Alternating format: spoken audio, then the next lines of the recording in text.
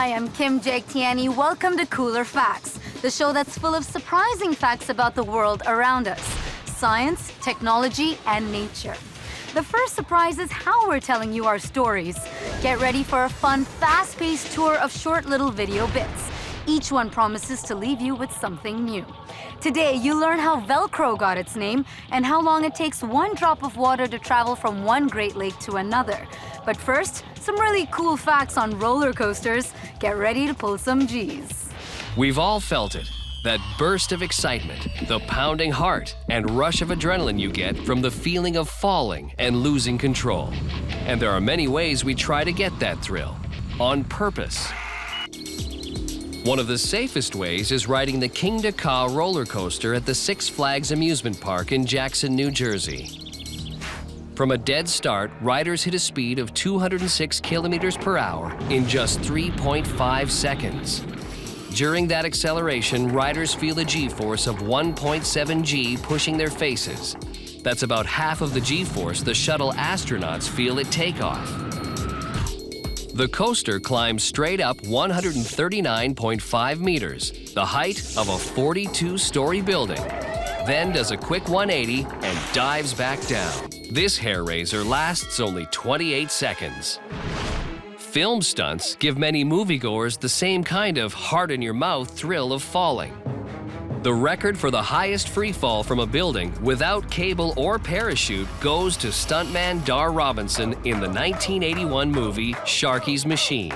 He ran through a window on the 21st floor of Atlanta's Hyatt Regency Hotel and dropped a whopping 71 meters. That's definitely not for the faint at heart. Skydivers are constantly pushing thrills to the extreme. On a normal jump, a skydiver hits a typical terminal velocity around 270 kilometers per hour. Terminal velocity is the top speed of a falling object without an external force. The top speed may depend on the jumper's weight and body orientation. By finding a less wind-resistant position, an experienced skydiver can increase the maximum speed to 300 kilometers per hour. That rides nearly as fast as an F1 car at full speed, straight down. It is possible to blow that terminal velocity off the charts if you start in the near vacuum of the Earth's outer atmosphere. In August 1960, the U.S. Air Force's Captain Joseph Kittinger stepped off the gondola of a helium balloon at over 102,800 feet. That's 3 times the cruising altitude of a commercial jet. Without any air resistance, Kittinger's free fall quickly maxed out at 982 kilometers per hour, just shy of the speed of sound. He slowed as soon as the air density thickened. But some people have taken a wild leap without any thought of safety. In 1970, a man in San Francisco, under the influence of mind-altering substances, jumped down an air shaft of the Transamerica skyscraper. Amazingly, after plunging straight down 29 floors, he survived after hitting the concrete floor. He suffered broken thighs, knees, and heels, but no internal injuries. Experts suspected that what saved his life was the increased air pressure in the confined space. It slowed him down. No matter where humans find their big drop, the feel of falling provides a great thrill. And it's mostly free of charge, thanks to the Earth's gravity. I don't know. I think getting a thrill is one thing, but jumping down an air shaft? Now that's another. I think I'd rather jump in a lake. In fact, in North America, there are 5 great ones to choose from, as you're about to see in these cooler water facts. Welcome to the 5 Great Lakes in eastern North America. So what's so great about them? Sheer enormity for starters. They hold so much water that if they spilled out over North America, we'd all be waist deep in it. Lake Superior is the largest freshwater lake in the world. Its volume is greater than the other 4 lakes combined, with an additional 3 Eries thrown in. Add it up, and you have more than 1/5 of the world's fresh water supply. The series of lakes is so long and meandering, a single drop of water entering Lake Superior takes some 300 years to make its way through the system.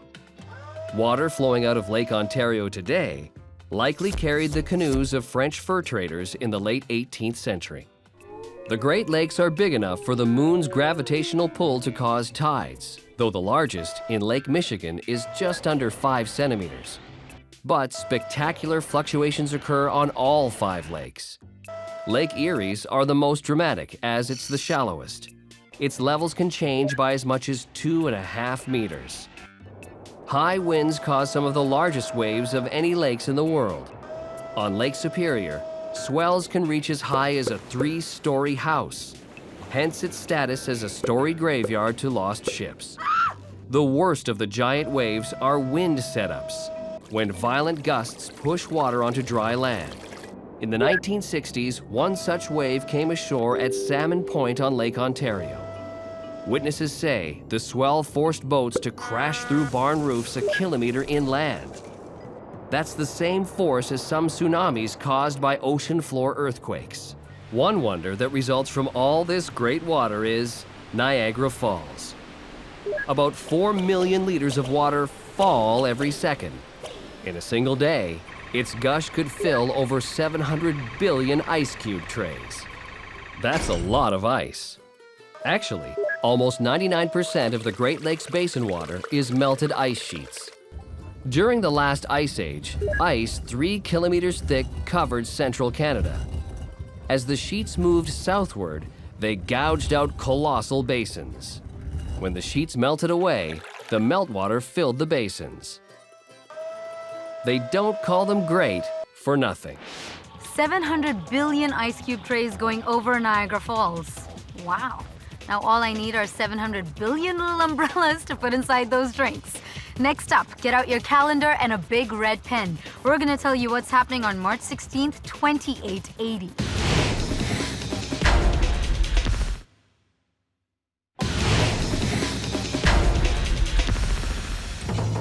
Welcome back to Cooler Facts.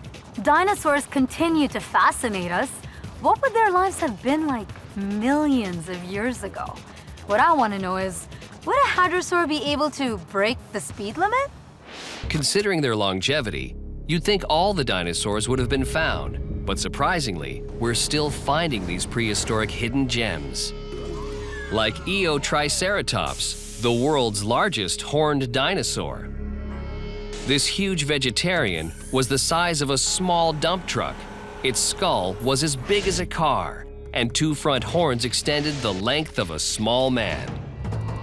Nearby in North Dakota, scientists identified an extraordinary 67-million-year-old mummified hadrosaur. Unlike almost all dinosaur fossils, this one retained traces of soft tissue and skin, and that residue has led to new clues. Researchers used a giant CT scanner to calculate the unexpectedly large muscle mass in the tail. More muscle means more speed.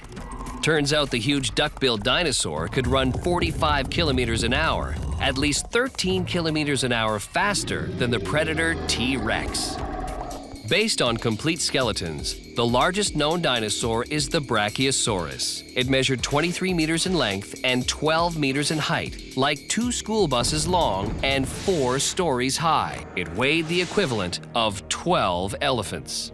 But Brachiosaurus might have had an even bigger cousin in the huge sauropod suborder of dinosaurs. By extrapolating from fragments of leg bones and vertebrae in Argentina, researchers estimate a huge sauropod might have been up to twice the size of its relative. For decades, paleontologists assumed the posture of sauropods meant their long necks stretched as high as possible to eat tall plants and tree leaves.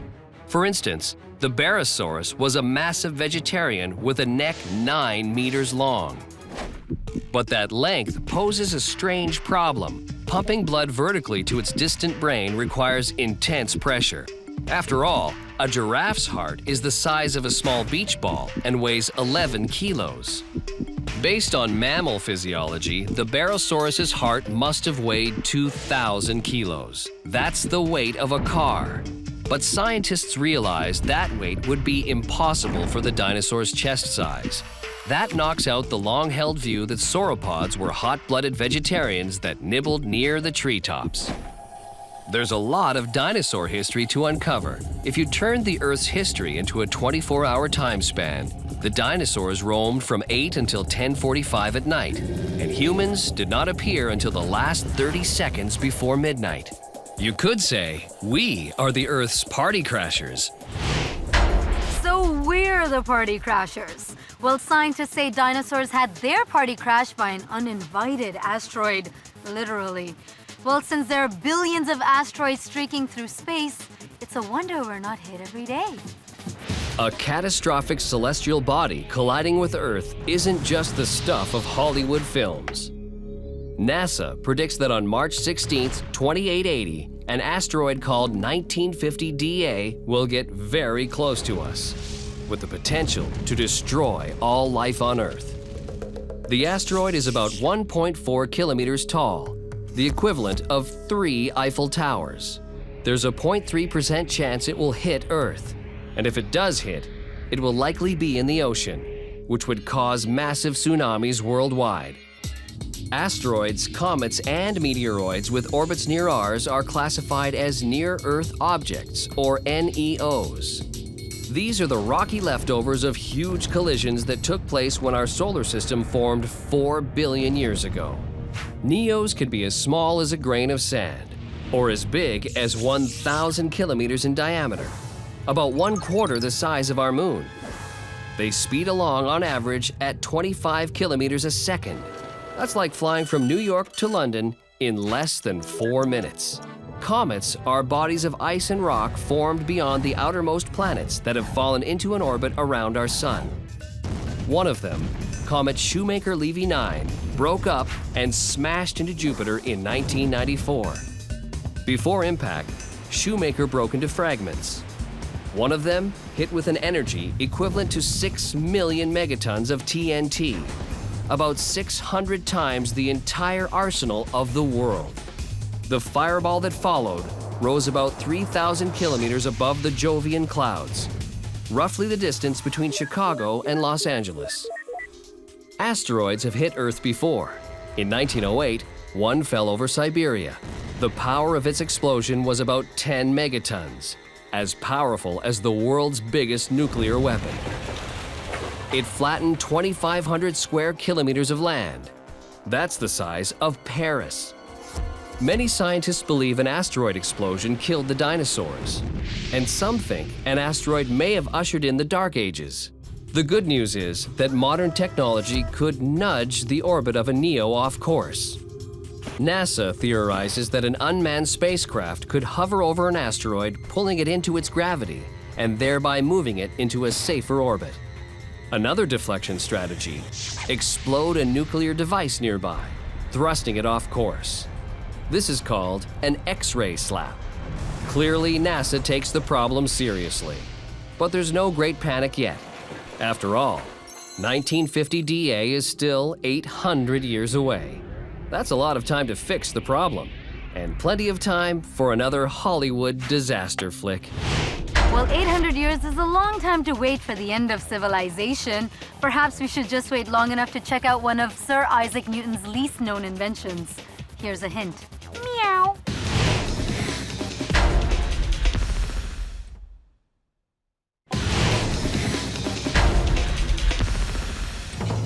Welcome back to Cooler Facts, a show that opens our eyes to little-known but surprising facts about science, technology, and nature. I'm Kim Jagtiani. You know, I've always wanted to invent something cool, something that would stand the test of time, like one that hasn't changed in over 300 years. We are surrounded by invention. Sometimes the simpler the invention, the stranger the reason for its creation. Take the humble ballpoint pen. Over 100 million are sold each year. That's more than 3 pens for every Canadian.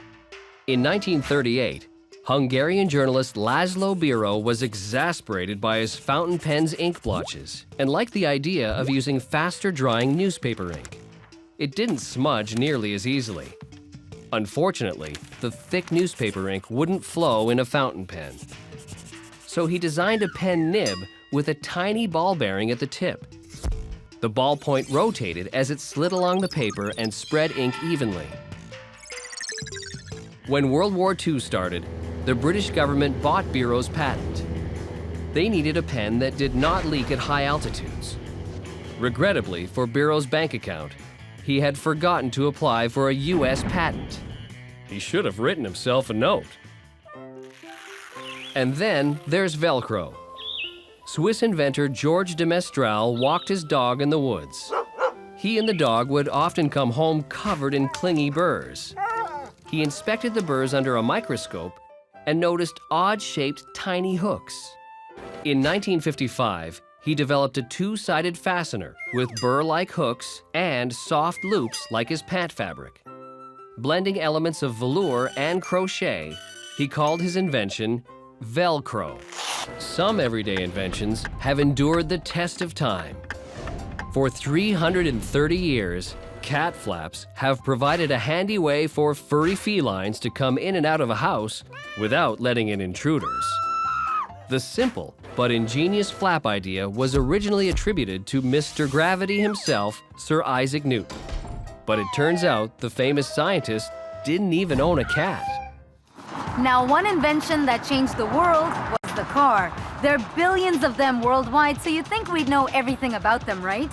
Well, what about the car that can beat a Learjet? We're obsessed with cars, and car makers aim to please by pushing the limits of car design, speed, and technology. The US is the world leader in car ownership, 136 million cars, and that doesn't even include pickups or SUVs. If you lined up all the cars in the US bumper to bumper, you could wrap the equator at least 13 times. The average American will spend 4 years of his or her life in a car. That's as much time as high school. Take a look at this beaut, the largest production car ever made. The Bugatti Royale Type 41 was built in 1927 for an uber-wealthy few just before the Great Depression. The car has an 8-cylinder engine, a 12.7-liter capacity, and is more than 7 meters long. Wow. Its hood alone is over 2 meters long. That's bigger than a king-sized bed. Size doesn't matter when time is at a premium. If you've got $550,000 to spare, start up the 2006 British-made Barbarous TKR, the world's fastest street-legal car. The all-carbon fiber body and chassis beast can do 100 kilometers an hour in 1.67 seconds and tops out at 430 kilometers per hour. That's 70 kilometers per hour faster than the takeoff speed of the Concorde. Not bad for 1,000 horsepower. But speed isn't everything. Sometimes parking is more essential. Daimler-Benz's Smart Car can squeak into tight spots and park legally in perpendicular position.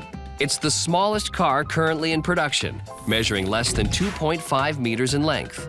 You'd need 3 to match the length of the Bugatti. Oh, imagine fighting for a parking space with 140 million other cars. Sounds like a nightmare come true. After the break, we'll tell you why $200,000 can be a bargain ticket price depending on where you're going. But don't go anywhere just yet. Cooler Facts will be right back.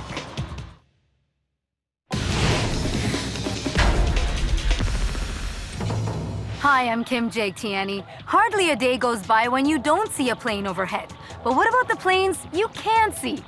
No, seriously. Look, it's a bird. It's a plane.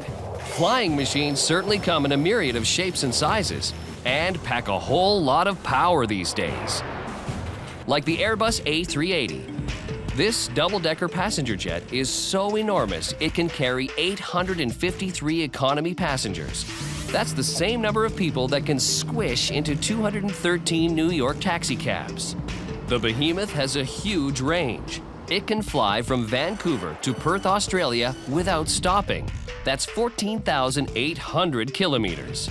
And still, the A380 is a little puppy compared to the Antonov 225, currently the world's largest plane. The Russians built it to transport their spaceships to remote launch sites in Siberia.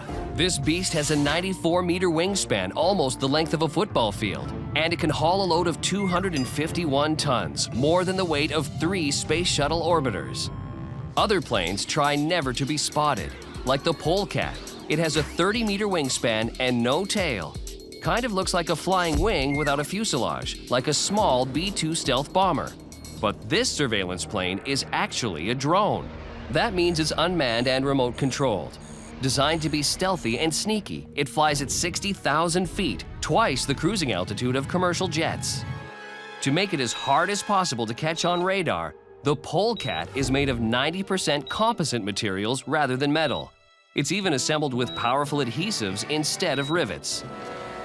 Drones can hover closer to the ground. Police in London, England are testing the 4-rotor battery-powered micro-drone. It can quietly spy from 100 meters above, where it's rarely seen by the unwary people below.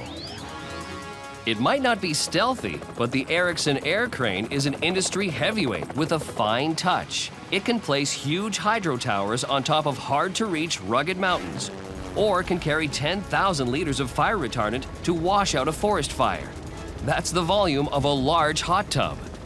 If that doesn't heat you up, consider orbiting. As of 2009, Virgin Galactic will offer weightless flights. That means flying passengers up to an elevation of 100,000 kilometers above the Earth. That's the same distance as 2.5 times around the planet's equator. Ticket price, $200,000. Guaranteed a great trip and a steal at $2 per kilometer. That's it for this edition of Cooler Facts, the show that's full of surprises. Watch for more shows with everything from the world's hottest fires to the coolest stars. The ones in the sky, not Hollywood. So long, I'm Kim Jake Tiani.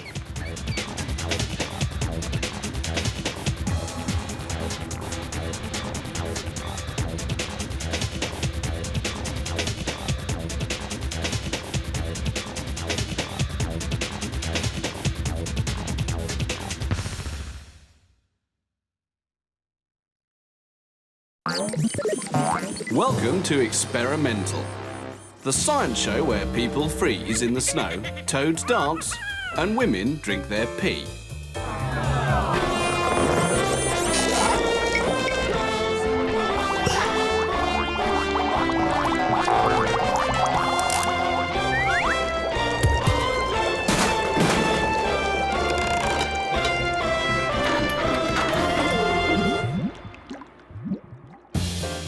Coming up, why this man has a problem with chickens.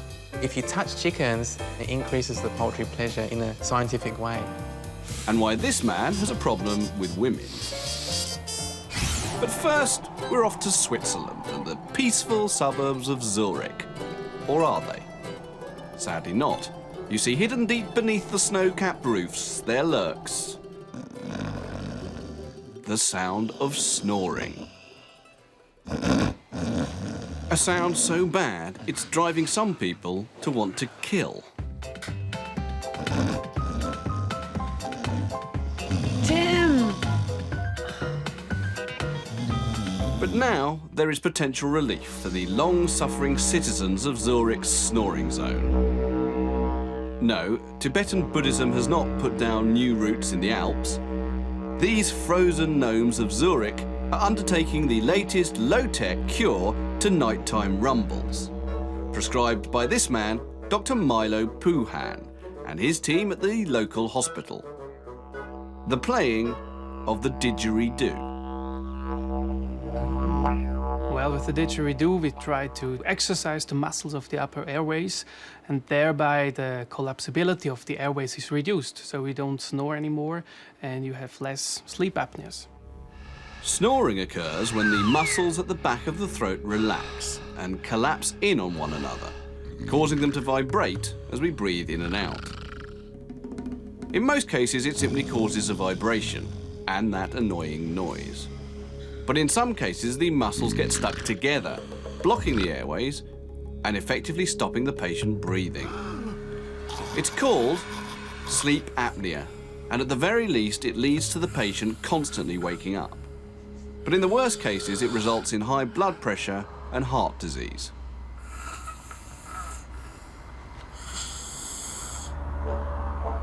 what is it about playing the didgeridoo that's so beneficial? Why not the bagpipes or the trombone? Well, in part, it's the sound of the didgeridoo.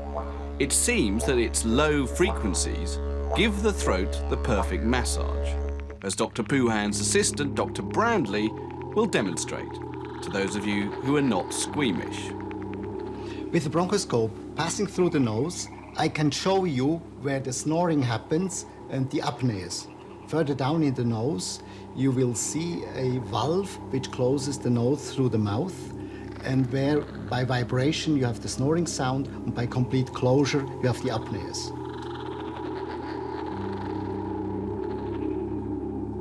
And now, a television first. Didgeridoo playing as never seen before. From the inside. And you can immediately see what a workout the low frequency of the didgeridoo gives the throat.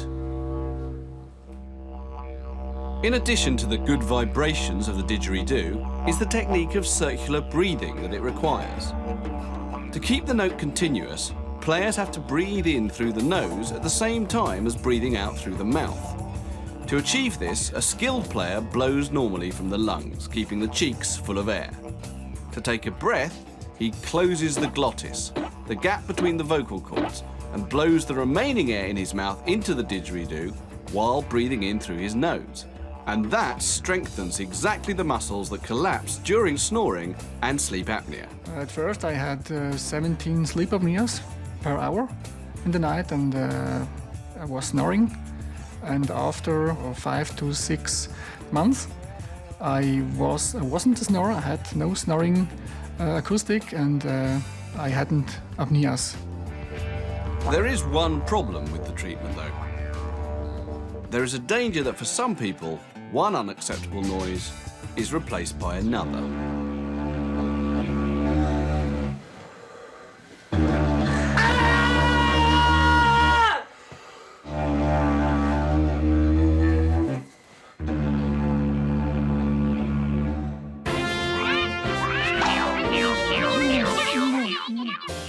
In a moment, we'll be going to caress some chickens with Dr. Chook in Singapore. But first, it's off to the test department and a man who's interested in caressing women. Our test department demonstrator, Horace, wants to have babies. And for that, he needs one of these. But Horace wants to ensure that his babies are as healthy as possible. And for that, he has raided the Experimentals library. After many hours, his eyes alight on the work of Swiss scientist Klaus Wedekind at the University of Bern. Apparently, he's come across evidence that women's choice of a mate is, in part, influenced by smell. Not the stuff out of a can, but good old-fashioned BO. The theory goes that women unconsciously sniff out men whose immune system is different from theirs, which could help to guarantee healthy babies. It's controversial stuff, but if it's true, it means that BO might be more important in courtship than most people think.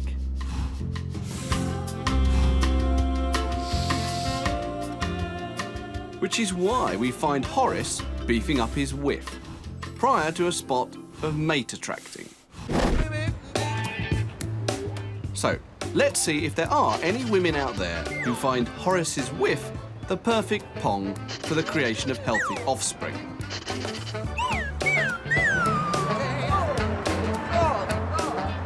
Oh dear. Keep on dreaming, Horace.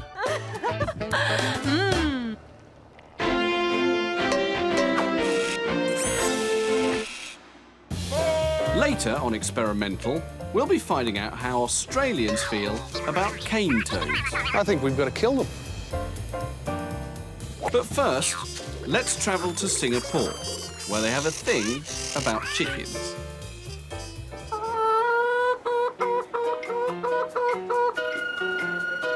Look at any menu in any restaurant in Singapore, and you'll find that chicken, in all its unusual varieties, dominates the dishes. From chicken rice to phoenix claws, which are, well, I think you can see what they are. But when they're not eating chickens, the citizens of Singapore seem to have pretty strong feelings about their welfare. At least, that would seem to be the case from research being carried out by Dr. Chuk at Nanyang Technological University. When I was a little boy, my grandfather had a lot of chickens in the backyard, and I was the only child and an only grandchild, so most of my friends were chickens. Oh, that's sweet, I think. And it's shown, by scientific tests that if you touch chickens, they grow faster and they lay more eggs, and so there's a measure of poultry pleasure, and it increases the poultry pleasure in a scientific way. The chicken Dr. Chuk most likes to give poultry pleasure to is this cocky little chap, Chirp. With Dr. Chuk hard at work in his lab, Chirp spends most of his days alone in his sad green research cage, deprived of the human caress he craves so much. But not for long. I wanted to develop a new type of system where no matter where you are in the world, whether you're off Earth or on the other side of the globe, you can actually have a communication with your pet through touch. And this is why we developed this system. What Dr. Chuk is talking about is poultry internet touching, or PIT. You see, TV and radio deal with sound and vision, but no one has managed to transmit touch like this before. If we touch ourselves, the signal is transmitted to our brain and we feel that feeling of touch sensation. In this case here, we're using the internet as kind of a nerve fibre. Within our bodies, and Chirp's as well, lie thousands of nerve fibres and pressure-sensitive cells. So, when we pet our chickens, dogs or cats, their cells are stimulated and an electrical impulse travels up the nerves in their bodies to their brain. And thus they feel the caress of their beloved owner. It's much the same with us. On each of our hands, we have upwards of 17,000 of these cells, so our touch is very sensitive. For Dr. Chuk's device, though, it's a bit more rough and ready. On the body of his remote chicken doll, he has placed 5 pressure-sensitive pads that detect when they are touched by him. That information is sent over the net to these vibrating widgets, placed in a handsome chicken suit. When the pads are touched by Dr. Chuk, the widgets vibrate in the same place on the chicken's body. So what we have here is the actual chicken jacket, and inside here we have sensors and also the touch mechanism. So when you put this on the chicken, it will feel the touch remotely. So very simply, you just get your pet chicken and very comfortably you put the jacket, and it's a very lovely and soft material, so it feels very comfortable for the chicken. And that's basically it. It just wears this jacket and it will feel the touch from anywhere in the world. But hold on, Dr. Chuk. Touch is a two-way thing. It's no good simply touching Chirp. We need to get an idea of how the poor bird is feeling. So what happens is that in the backyard, we are tracking the pet chicken with a camera, and it sends the signal through the internet, and then this moving mechanism moves the doll according to the actual position of the chicken in the backyard. So I can see the pet chicken move represented by the pet doll here. You can actually feel the chicken? Yes, I can. I can actually change my touch according to how the chicken is moving, and I can also affect the chicken's movement by my touch. So how does the chicken feel about this? Dr. Chuk worked this out by having Chirp repeatedly choose between 2 coloured doors, behind one of which lay his stylish chicken suit. What happens is that if it goes into the blue door, it will receive food and water and no poultry internet touching. And if it goes into the red door, it will receive the same food and water, but 10 minutes of the poultry internet jacket touching. Now, over a period of 1 month, we found that over 80% of the time, the chicken preferred the door where it will receive the poultry internet system. So we can actually, using this technique, prove that the chicken preferred to use that poultry internet jacket, and so it actually is feeling some kind of pleasure.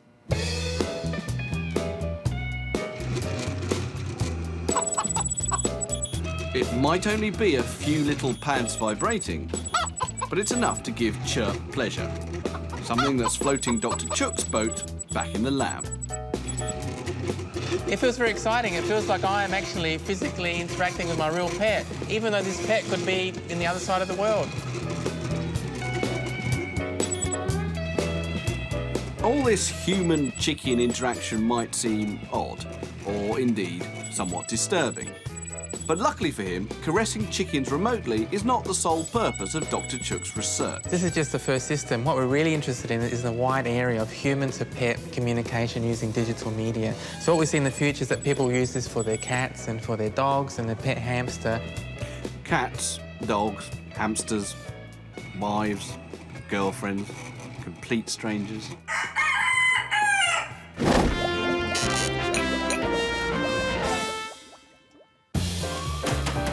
Still to come on Experimental, how to save the planet with olive oil, and then celebrate with a slug of your own urine.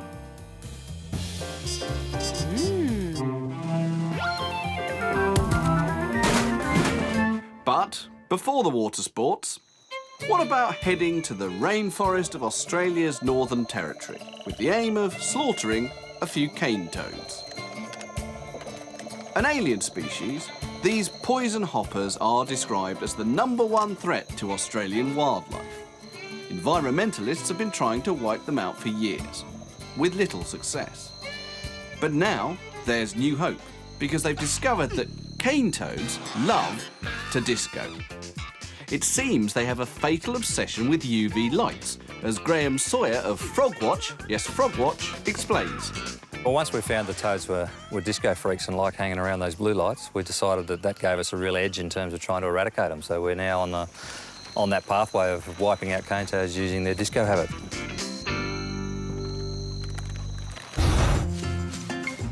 Cane toads were brought to Australia in 1935 to eat the beetles that were destroying the country's sugarcane fields.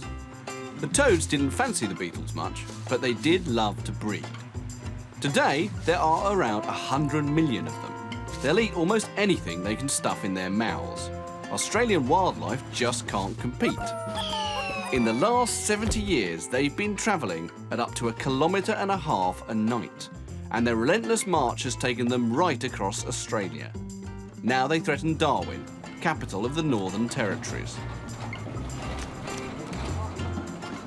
The problem is, very few things in Australia can eat a cane toad. They contain a poison so strong, it can kill crocodiles, snakes, and just about any other predator in minutes. Even the eggs and tadpoles are poisonous. It's basically just man against the toads, but they've proved remarkably difficult to kill.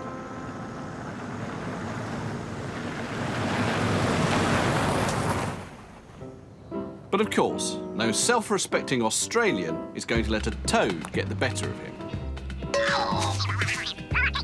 I think we've got to kill them. Simple as that. We've got to stop their advance, and we've got to stop them in their tracks before they start stuffing up our pristine wilderness. And local Member of Parliament, David Tollner, has a simple solution. I think there's many ways to deliver a killing blow, certainly with a golf club, lumps of wood, cricket bats will all do the job. But even with the best handicap in the world, no golfer's ever going to stem the cane toad invasion with a 9-iron. She's having a bit of fun.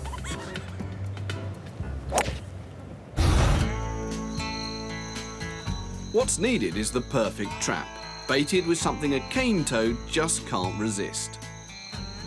Basically, we were playing around with different wavelengths of UV, and the shops in town had a number of different types of UV light, so we just decided, OK, give us one of each of those and we'll take them out and try them. And it was just over that wall over there where we set up the trap with the first black light on it, and it caught 109 cane toads in its first week. But what's so special about UV light? Lynn Schwarzkopf of James Cook University.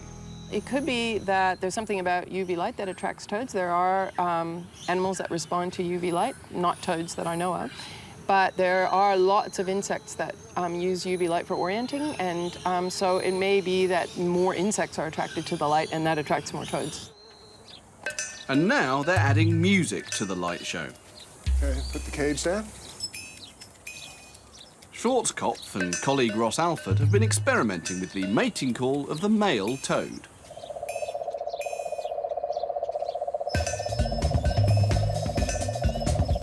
If the toad is attracted by the mating call, then it should move to the source of the sound and ignore the dummy loudspeakers.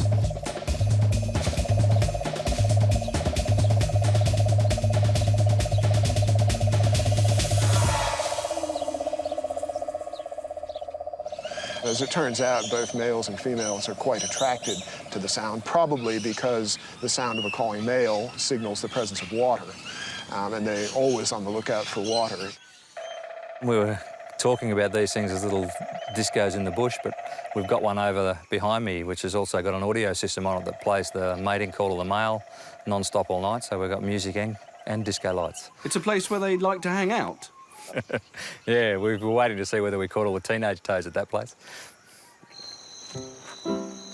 I know what you're thinking. What happens to all the trapped cane toads now? Are they shipped off to the local golf club for driving practice? Some find their way into the local souvenir shops, but to be honest, that's a rather limited market. No, it turns out that cane toads might be of use to Australian agriculture after all. After they've been collected from the traps, the toads are bagged up and taken back to Darwin, where they're gassed with carbon dioxide and stored in the freezer before being carted off to the local fertiliser plant. And if any escape, well, at least we know where to find them.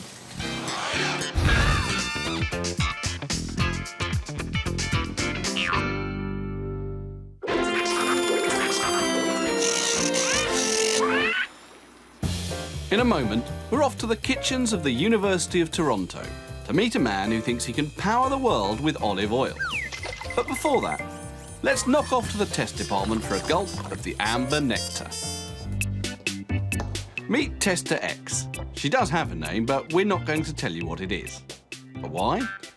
Because she is about to do something she doesn't want her friends to know about. She's going to drink her own wee-wee. But before we watch her gulp, let's just find out what this wee stuff is. Basically, it's the rubbish the kidneys flush out. Principally salts, a liquid called urea, and finally the stuff which makes it watery, which is, well, water. So back to the main event. Although our tester is strange, she's not so odd. What she's going to do is get rid of the bits of the urine and keep the water. And for that, she's going to use a very basic chemical technique: distillation.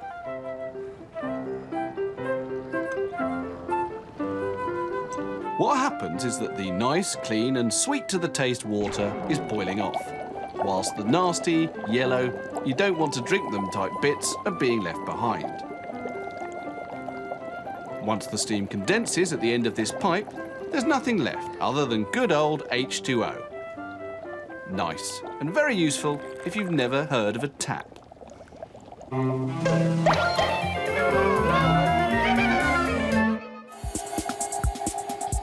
Environmentalists are always banging on about energy.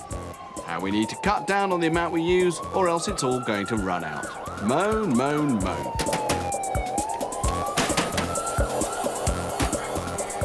Trouble is, they're probably right. So what if I told you that somebody had invented a way of harnessing freely available energy that was cheap, practically invisible, and completely wireless? Sounds too good to be true, doesn't it?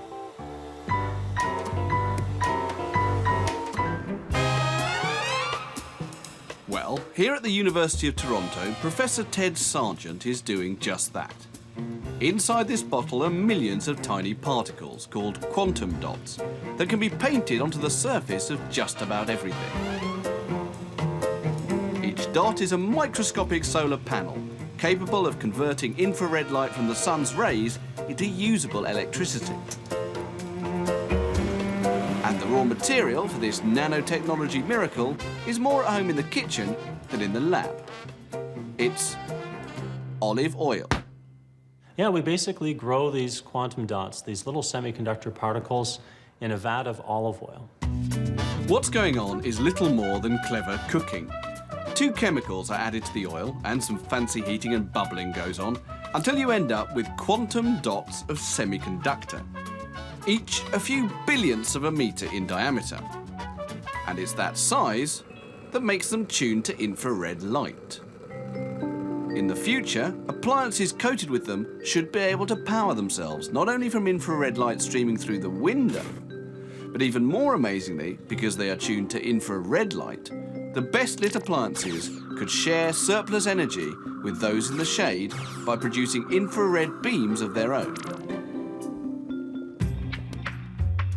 And this is how it works. The quantum dot solution is sprayed between a sandwich of electrical materials. When infrared energy from the sun or from another appliance hits them, the dots get excited and lose electrons, which travel as an electrical current. This current can then be used to power whatever the sandwich is connected to. Traditional solar cells work a similar way, but they haven't really taken off because they need great big chunks of silicon that are expensive and very difficult to make. So nanotechnology, through engineering at the atomic and the molecular scale, is giving us control of over these materials so they can harness the sun's power efficiently. The sun blasts our planet with 10,000 times more energy than we currently consume through power stations. And to match our energy needs, we'd only need to cover 1,000th of the Earth's surface with TED's quantum dots. That's roughly the same as the area of the USA that is paved. And with our ever more power-hungry lifestyles, perhaps it won't be long until we see contractors painting office blocks with Ted's techno salad dressing. Mind you, if all the olive oil is going to be used to help power the world, what on earth are we going to put on our salad?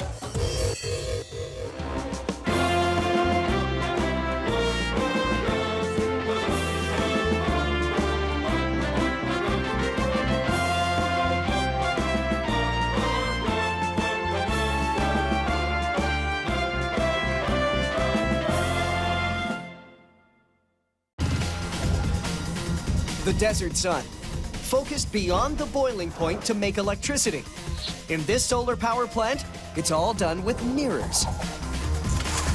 3/4 of the known universe is hydrogen, but just a little in a fuel cell takes this ride a long way. Ever feel like you're just a small cog in a big machine? Well, hop on the escalator and join the crowd. 3,000 needle stabs a minute. If you're not cringing yet, wait till you meet the tattoo gun. Let's take the lid off these machines and see how they work.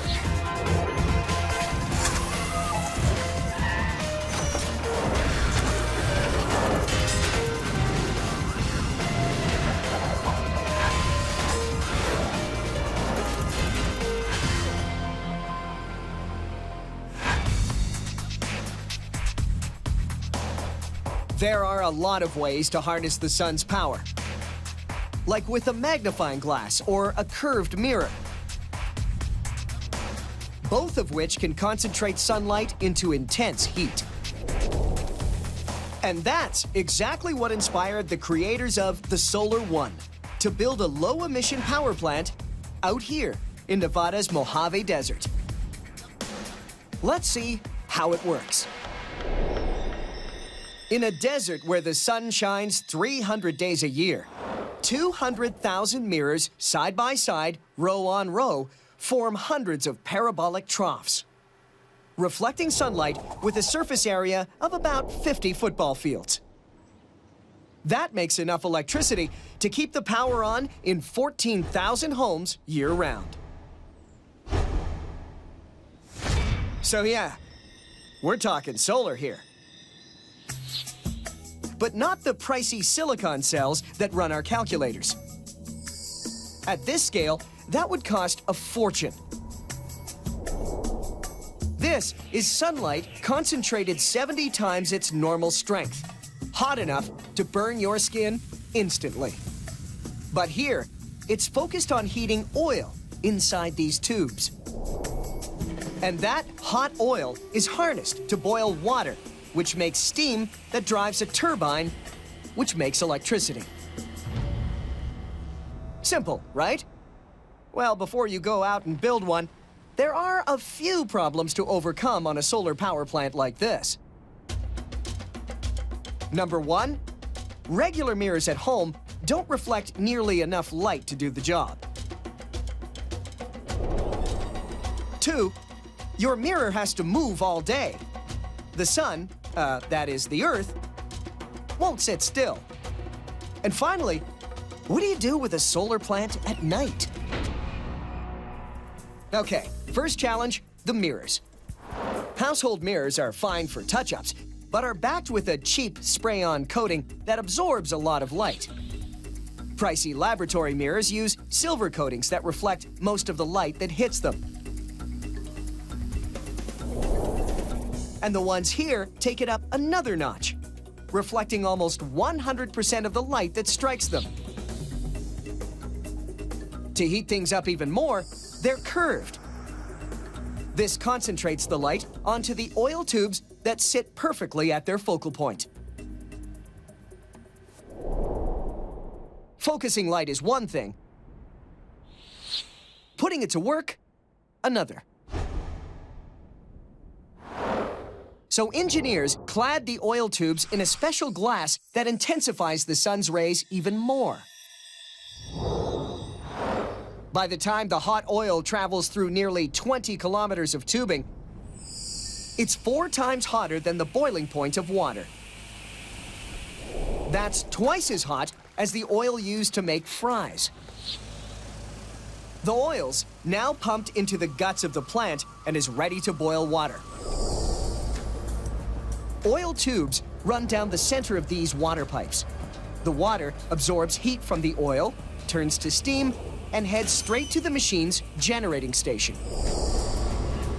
All of the electricity from this power plant is produced with conventional steam turbines. Steam drives the blades, which spin a generator, which delivers electricity to the local grid. Once the steam has fueled the turbine blades, it cools down and loses its, well, steam. It's not hot enough to drive anything, but it's still vapor. It's got to cool down before it can be used again. So it heads to a rain room, where steam is trapped, condensed, and returned to the system. The second challenge for this machine is to follow the sun's arc. Sunflowers have to move all day in order to capture the sun's energy. If these mirrors were stuck in one place like a traditional solar panel, they would only reach their maximum potential for a few minutes a day. So, electric motors are placed within groups of mirrors that allow them to follow the sun's arc.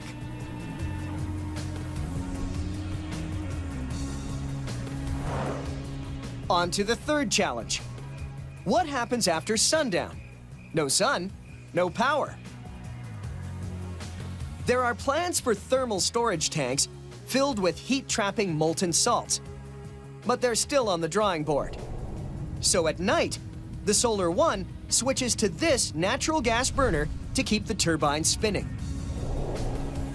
Good thing that demand for electricity peaks during the day.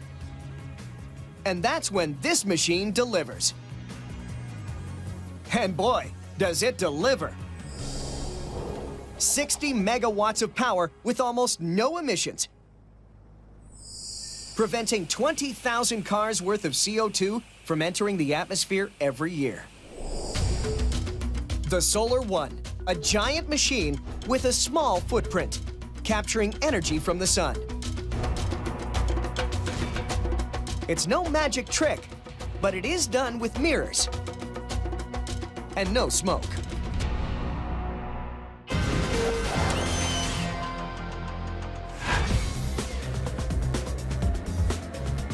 This motorcycle is powered by hydrogen, the simplest and most plentiful element in the known universe.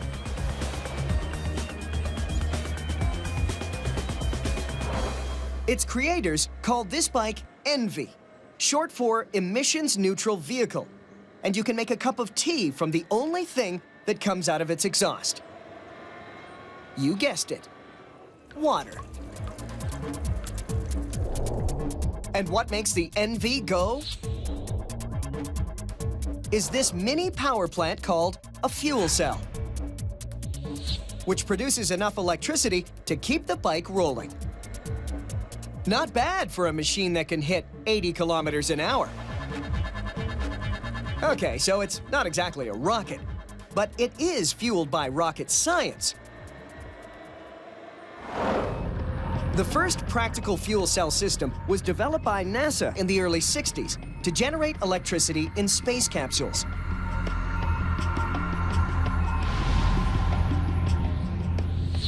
A good way to understand fuel cells is to see how hydrogen is produced, and it's actually pretty simple.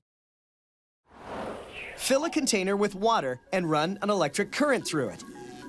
This splits hydrogen and oxygen from the water molecule, and the process is called electrolysis. This is the science behind producing hydrogen gas. Now, if you reverse that process and figure out how to rejoin hydrogen and oxygen, you'll create electrical energy along with water and a little heat. But it's not a fuel cell yet. You need to figure out how to harness its electrical energy. And to power this bike, it needs to be compact and portable. Here's how it works. These vents near the handlebars stream outside air to the fuel cell. The attraction between oxygen and hydrogen helps the fuel cell produce electricity. And that's all about electrons. Electricity is simply a flow of electrons. A fuel cell's primary function is to liberate them. Hydrogen enters the fuel cell on the left, oxygen on the right. A platinum film strips electrons, in yellow, from the hydrogen, leaving behind protons.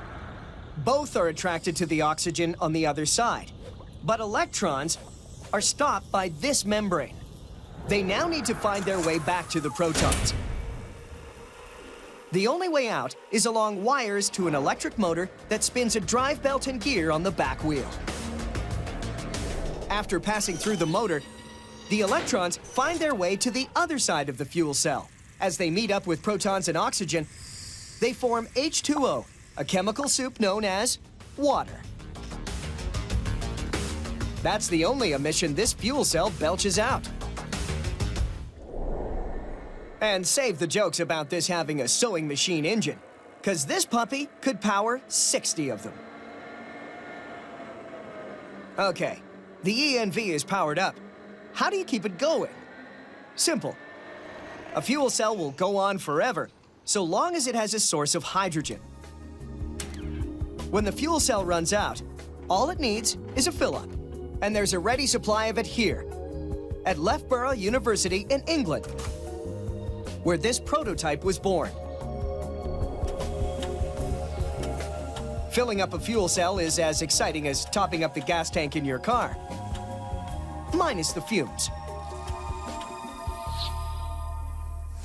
And unlike a conventional motorcycle, the only sound you'll hear from this machine is the rubber on the road. We're still a few years away from hydrogen-powered vehicles in the local parking lot. But when we get there, you may have your own personal fuel cell to power or charge just about anything, anywhere. And oh yeah, a motorbike too.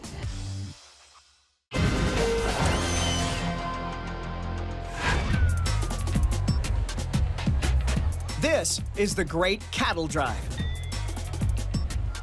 Day in, day out, over and over again. In some office somewhere, flow dynamics experts study our patterns to get us onto a machine. That's basically a tricked-out set of stairs on a conveyor belt. So, how does it work? Escalators not only get us upstairs, they process crowds without damaging the goods. Today's escalator designers have 3 major challenges: keep it running smooth, quiet, and safe. Powering a busy escalator is like pulling a fully loaded SUV up a 30-degree hill. But under this machine, there's nothing but a puny 10-horsepower motor. How is that possible? Sure, it spins fast, but there's no way it can drive a fully loaded escalator. It was installed because it's whisper quiet. And that's important if you want people to use them in public spaces. Going with a larger direct drive motor would make way too much noise. So to generate enough power, this little guy needs a gearbox. The gearbox steps down the motor's RPM. And that translates into increased horsepower to the larger drive gear. And when you tow anything up a hill, power is always better than speed. But this is also a powerful, potentially deadly machine. And fatal accidents still occur around the world on a regular basis.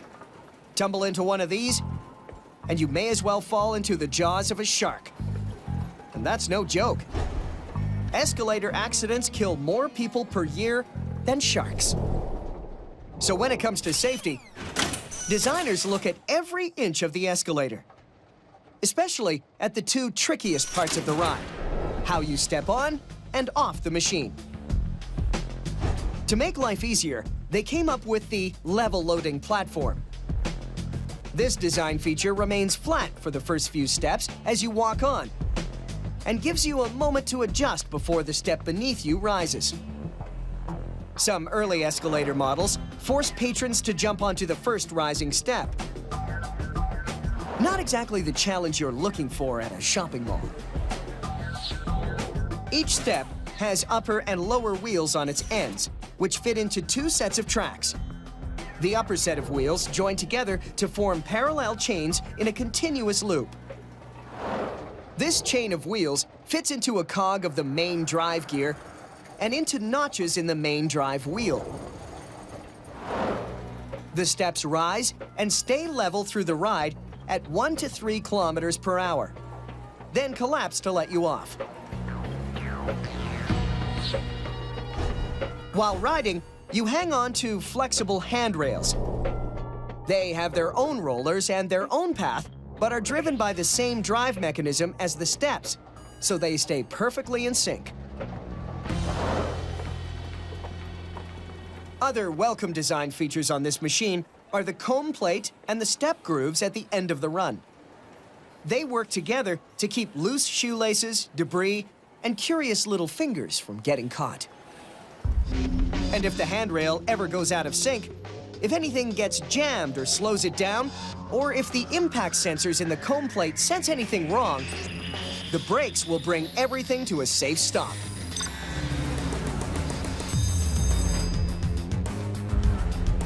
The escalator first appeared as an amusement park ride in 1896.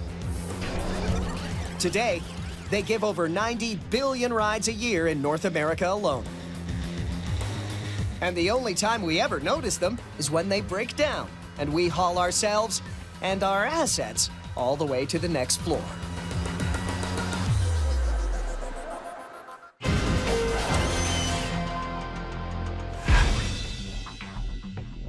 Tattoos have been around for thousands of years, and they've never been more popular.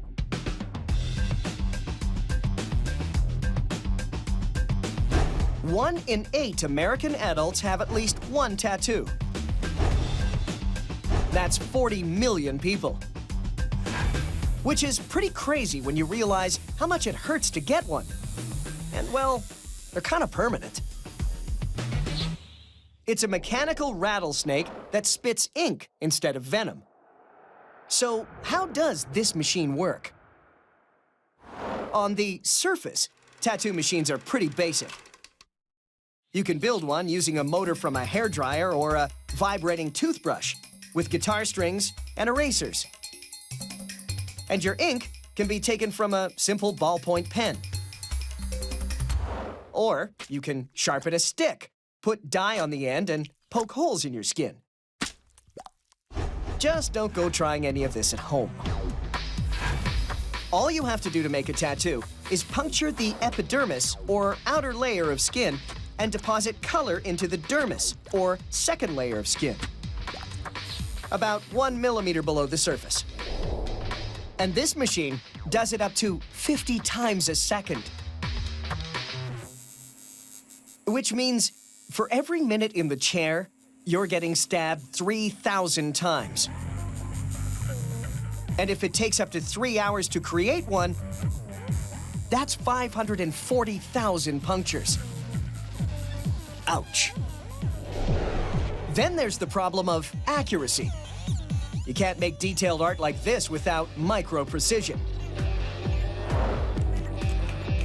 The tattoo machine controls needle depth, speed, and application to within a fraction of a millimeter. It hurts like a dental drill, sounds like a dental drill, and is as precise as a dental drill. It starts with a bunch of parts and one elastic, divided into 3 main sections: the base, the mechanism, and the needle. The business end is, of course, the needle. It's soldered to a metal arm that connects to the armature bar, the part that does all the work going up and down. A spring connects the armature bar to the base, the hunk of metal that looks like a rabbit ear with a screw in it. And the elastic? It keeps the hyper-fast needle from going off track. No coloring outside the lines here. The tattoo machine is armed with razor-sharp stainless steel, not tipped with a simple sewing machine needle. Modern tattoo needles come in a wide array of designs. They may look medieval, but are created to deal with some amazingly intricate and, well, special requests.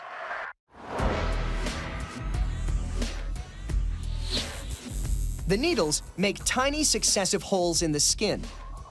Picture a sewing machine working through fabric. The ink is deposited into skin just like the thread that creates a stitch. The skin has to be stretched tight during the process.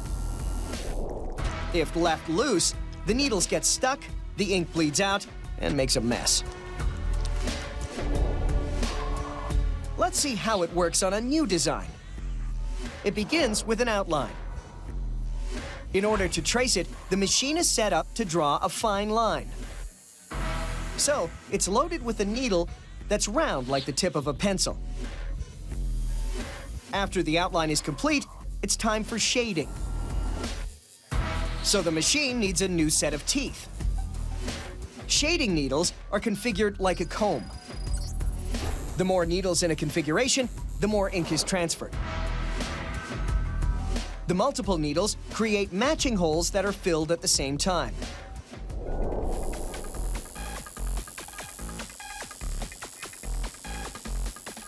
The needles get up to speed by harnessing electromagnetism.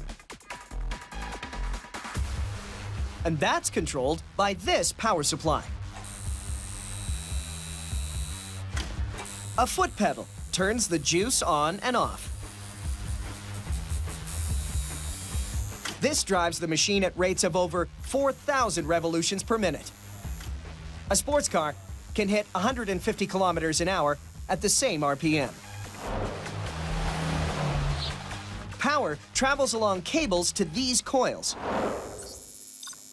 and creates a magnetic field. This pulls down the armature bar and forces the needle into the skin. As soon as the armature bar hits the coils, it breaks the electrical circuit. The magnet turns off, and this spring snaps the bar back up. As soon as it hits this contact, the magnet is reactivated and the needle is driven down again. The rate of the needle in this machine is so fast, it matches the wing speed of a hummingbird. But birds' wings do not cause sharp, burning pain. In a world where everything is disposable, these works of art are for keeps. Whether for social prestige, spiritual devotion, tribal rite of passage, or a momentary lapse of reason, tattoos are the ultimate visual sacrifice for personal expression. This machine has taken an ancient art form and made it perfect with a little modern know-how.